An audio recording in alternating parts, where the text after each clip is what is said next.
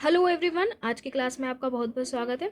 तो हम पिछली कक्षा में 4 चैप्टर के जो एमसीक्यू है वो कंप्लीट कर चुके हैं। तो हमारी जो है एमसीक्यू सीरीज़ चल रही है वो शानदार वाली, क्योंकि हम आरबीएससी की जितनी भी बुक हैं राजस्थान अध्ययन की, उनके सारे एमसीक्यू कवर करने वाले हैं कक्षा 6 से लेकर 12 तक। अभी हमारी कक्षा 6 की जो सीरीज़ है वो चल रही है, उसका अध्याय नंबर 5 चल रहा है। तो हम स्टार्ट कर देते हैं अध्याय नंबर 5 की। ये देखिए, कक्षा 6 अध्याय नंबर 5, आज़ादी से पूर्व सरकार का स्वरूप, ये चैप्टर का नाम है। इस चैप्टर से जितने भी एमसीक्यू बने हैं सारे उठा के हमने इधर रख लिए हैं। तो आ जाते हैं नंबर 1। आज़ादी से पहले हमारा राजस्थान विभाजित था। तो देखिए, ना तो जिलों में विभाजित था, ना तहसीलों में विभाजित था, ये था विभिन्न रियासतों में विभाजित। ओके, क्योंकि राजस्थान में जो थी काफ़ी सारे रजवाड़े या रियासतें थी। राजस्थान की रियासतों के विषय में सत्य कथन कौन सा है? ये रियासतें स्वतंत्र राज्य की तरह शासन का संचालन करती थी। बिल्कुल सही बात है, एकदम स्वतंत्र थी ये। रियासतों के शासक मंत्रियों एवं जागीरदारों की सहायता से शासन का संचालन करते थे। बिल्कुल, ये भी सही बात है। राजा शक्ति का सर्वोच्च केंद्र होता था। हाँ जी, राजा ही होता था। तथा शासन का यह प्रकार राजशाही शासन कहलाता था। जी हाँ, ये भी सही है। तो इसका मतलब उपयुक्त सभी कथन सत्य हैं। राज्य की संपूर्ण शक्ति का सर्वोच्च केंद्र कौन होता था? हमने ऊपर ही पढ़ा है, अभी राजा होता था। निम्नलिखित में से राजस्थान की विभिन्न रियासतों में किन किन राजवंशों ने शासन किया था? देखिए, चौहान वंश ने किया है, राठौड़ वंश ने किया है, सिसोदिया ने भी किया है, कछवाहा ने भी किया है। तो उपयुक्त सभी आ जाएगा। राजा अपने शासन कार्य में सहायता हेतु मंत्रियों की नियुक्ति करता था। प्रमुख मंत्री जो होता था वो क्या कहलाता था? दीवान कहलाता था। इस तरीके के क्वेश्चन काफ़ी बार पीवाईक्यू में आ चुके हैं प्रीवियस ईयर में। हम स्टार्ट करते हैं क्वेश्चन नंबर 6। सेना को वेतन देने तथा सेना संबंधी अन्य कार्यों की जिम्मेदारी संभालने वाला क्या कहलाता था? देखिए, सेना की अगर बात आ जाएगी तो सेना के लिए आ जाएगा बख्शी। जो बख्शी होता था वो सेना का कार्य संभालता था और उसको वेतन देने का काम भी बख्शी ही करता था। आमदनी व खर्चे के हिसाब को संतुलित रख बचत को सुरक्षित कर राजकोष में वृद्धि का कार्य जिसका होता था वह कौन है? मतलब कि आमदनी की बात आ गई और खर्चे के हिसाब को संतुलित रखना है, मतलब अनाप शनाप खर्च नहीं करना, खर्चे का एक एक हिसाब हमें रखना है और राजकोष में हमें वृद्धि भी करवानी है। ये काम कौन करता था? खजांची। तो ये इस तरीके के जो क्वेश्चन है इंपॉर्टेंट है, मैच करने के लिए भी आ सकते हैं, सिंगल क्वेश्चन इस तरीके से भी पूछ सकता है। आगे चलते हैं। निम्न में से परगने में शांति व्यवस्था, अब देखिए शांति की अगर बात आ जाएगी तो शांति में आ जाएगा परगना अधिकारी जो होता था वही शांति व्यवस्था बनाए रखने के लिए जिम्मेदार होता था। ग्राम राज्य की सबसे छोटी इकाई थी जिसका प्रशासन कौन करती थी? जो ग्राम होता था वह राज्य की सबसे छोटी इकाई होती थी। इसका प्रशासन किसके हाथ में होता था? ग्राम पंचायत के हाथ में होगा, ऑब्वियस सी बात है। राजस्थान के मध्यकाल का संपूर्ण शासन तंत्र किस पर आधारित था? देखिए, राजा पर आधारित था और जागीरदारी व्यवस्था, ये दोनों ही प्रकार की जो व्यवस्था थी वो मध्यकाल में चली आ रही थी राजस्थान में। तो इसमें हो जाएगा ए और बे दोनों। आगे देखते हैं। निम्नलिखित में से राजस्थान में जागीरदारी व्यवस्था के संबंध में सत्य कथन कौन सा है? जागीरदारी व्यवस्था हमें देखनी है। राजस्थान की जागीरदारी व्यवस्था रक्त संबंध एवं कुलीय भावना पर आधारित थी। बिल्कुल सही बात है।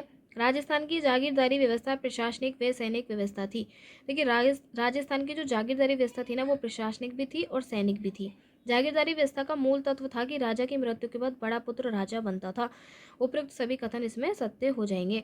राजा अपने छोटे भाइयों को जीवन यापन हेतु भूमि आवंटित करता था। इस भूमि का स्वामी क्या कहलाता था? इस भूमि का स्वामी ही जागीरदार कहलाता था, क्योंकि राजा जो होता था वो बड़ा बेटा बनता था। हमने अभी देखा ऊपर कि बड़ा पुत्र जो था वो राजा बनता था।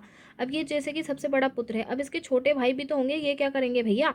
तो ये जो राजा बन जाता था ये क्या करता था? अपने छोटे भाइयों को जमीन दे देता था कि अब आप जाओ और जी लो अपनी जिंदगी, ठीक है।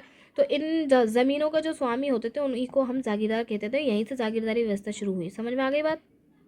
आगे चलते हैं। निम्नलिखित में से जागीर की सुरक्षा एवं उसका संचालन कौन करता था? जागीरदार ही करेगा। राजस्थान में जागीरदारी व्यवस्था का विकसित और स्पष्ट स्वरूप किसके शासनकाल में हमने देखने को मिला है? तो ये राजपूतों के काल में ज़्यादा हुआ है। निम्न में से किसकी सुरक्षा एवं शासन व्यवस्था का संचालन हेतु शासकों ने जागीर व्यवस्था प्रारंभ की? तो जो रियासतें थी ना उन्हीं की सुरक्षा के लिए कि भाई रियासतों की सुरक्षा हो जाए, हम जागीरदारी व्यवस्था शुरू कर देते हैं। फिर आता है क्वेश्चन नंबर 16। निम्नलिखित में से राजस्थान में जागीरदारी व्यवस्था का स्वरूप क्या था? देखिए, रक्त संबंध पर आधारित थी और सकोत्रीय कुलीय व्यवस्था थी ये। राजा महत्वपूर्ण प्रशासनिक पदों पर जागीरदारों को नियुक्त भी करता था। राजा एवं जागीरदार के संबंध जो थे वो भाईचारे के होते थे और सौहार्द पर आधारित होते थे। बिल्कुल सही बात है, तो सारे सही हो जाएंगे। वह पत्र जिसमें शासक द्वारा प्रदान की गई जागीर का उल्लेख होता था वह क्या होता था? जागीर पट्टा जो होता था ना उसमें शासक के द्वारा जागीर का उल्लेख होता था, तो उसको हम जागीर पट्टा कहते थे। मुगल काल में किन शासकों को मुगलों का संरक्षण प्राप्त हुआ और वे मुगल मनसबदार बन गए? तो राजपूत शासक जो थे ना, ये मुगलों के क्या बन गए? मनसबदार बन गए। अंग्रेजी राज्य की स्थापना के बाद भारत प्रशासनिक दृष्टि से कितने भागों में विभाजित हो गया? तो भारत जो था वो 2 भागों में विभाजित हो गया। एक तो हो गया था रियासतें, मतलब कि जैसे अंग्रेजी राज्य की स्थापना हो गई भारत में, तो अंग्रेज राज्य में अब जैसे ये भारत है तो भाई इसमें कुछ तो स्वतंत्र रियासतें थी, तो एक भारत तो ये बन गया, और दूसरा भारत वो था जिसमें अंग्रेजों का राज्य था, है ना, ब्रिटिश भारत। तो 2 भागों में ये विभाजित हो गया था। पहला तो था ब्रिटिश भारत और दूसरा था रियासती भारत। ओके, क्वेश्चन नंबर 20, किन से मिलकर के ब्रिटिश कालीन भारत बना हुआ था? देखिए, केंद्र शासित प्रदेश भी थे और 11 प्रांत भी थे, तो ए और बे दोनों आ जाएंगे। आगे है, ब्रिटिश भारत में सभी प्रांतों के गवर्नर किसके प्रति उत्तरदायी होते थे? जो प्रांत थे ना, प्रांत, उनके जो गवर्नर थे वे किसके प्रति उत्तरदायी थे? देखिए, भारत के गवर्नर जनरल के प्रति, ये हमको याद रखना है, ना तो वायसराय के प्रति थे, ना ब्रिटिश साम्राज्य की, ना ब्रिटिश गवर्नर जनरल, भारत का जो गवर्नर जनरल था उसके प्रति। राजस्थान में केंद्र शासित प्रदेश कौन सा था? अजमेर और मेरवाड़ा, यही तो जो था वो केंद्र शासित प्रदेश था। केंद्र शासित प्रदेश का मतलब कि अंग्रेजों का सीधा राज था वहाँ पे। तो सबसे पहला कौन था? अजमेर और मेरवाड़ा। 1857 की क्रांति के बाद भारत का प्रशासन किसके नियंत्रण में आ गया?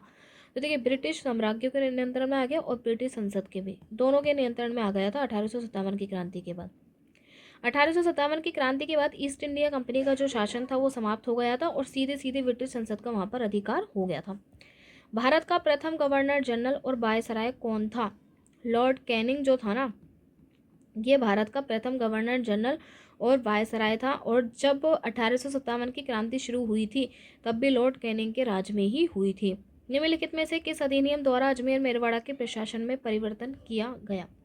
तो देखिए, 1935 का जो भारत सरकार अधिनियम आया था उसमें अजमेर और मेरवाड़ा के प्रशासन में परिवर्तन कर दिया। 1935 ईस्वी का भारत सरकार अधिनियम 1 अप्रैल 1937 को लागू किया गया था। इसके तहत अजमेर मेरवाड़ा को विदेश एवं राजनीतिक विभाग के स्थान पर भारत सरकार के गृह विभाग के अंतर्गत लाया गया। तो हमें पता होना चाहिए क्या चेंजेस किया गया। पहले ये क्या था? राजनीतिक विभाग था ये, लेकिन उसके बाद में इसको भारत सरकार के गृह विभाग, ठीक है, गृह विभाग के अंतर्गत इसको हम ले आए।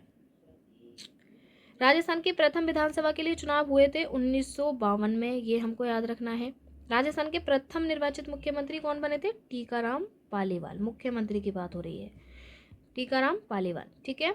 तो ये हो जाता है चैप्टर 5 कंप्लीट। आगे के वीडियोस में हम आगे के चैप्टर्स कंप्लीट करेंगे, बने रहिए।